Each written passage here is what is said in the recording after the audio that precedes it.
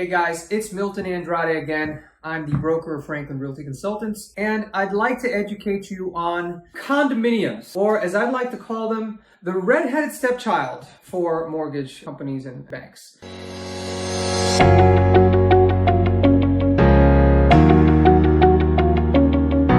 The reason why I say that is because if you'd like to buy a condominium with less than 20%, even as your primary residence, the condominium is going to be interviewed as strictly as you would for your mortgage. Condo has to fill out a condo questionnaire. So management has to fill out a condo questionnaire, which you're going to have to pay for. And they're going to have to answer a whole bunch of questions. First, what kind of reserves do you have? Some states have reserve requirements, others not so much. If you have less than 10% reserves in any condo building, the bank will require that you put 20% down payment. There are some other loan products that will piggyback one on top of the other, and you can do it with 10% down if you have a certain credit score, but that's not standard conventional. Standard conventional would be 20% down unless the building has at least 10% of the total yearly budget allocated for reserves. Another thing, if you have more than 50% of the community owned by investor and thereby occupied by renters, you no longer qualify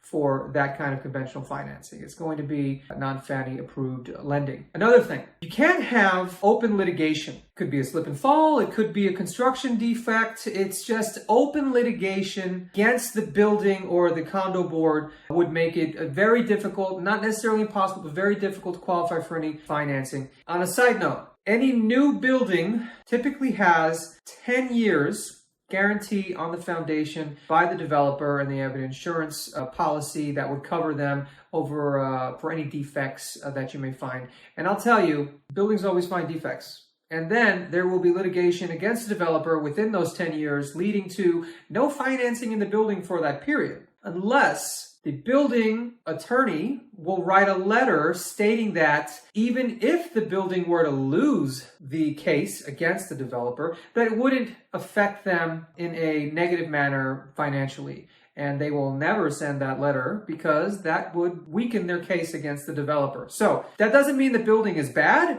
It just means at the moment, because of the litigation, a bank won't necessarily give you a loan. So you have to kind of stick it out, and then all of a sudden you're out of it, and then you get a new lobby and a new pool and new money in the bank, and now you qualify for all the financing in the world. But those are the caveats for condo financing using a conventional loan or even an FHA loan, which up until recently didn't even do condos. They brought back the on-spot approval, but I will tell you, in my own personal opinion, if the condo qualifies for 3% down, 5% down, conventional financing, then it can qualify for FHA financing. But why would you use FHA financing that has mortgage insurance premium for the life of the loan if a conventional loan doesn't have that? One reason, because you can only qualify for it using FHA because of the credit score requirements or the debt to income ratio, which is a little bit more flexible than in conventional. That's condos.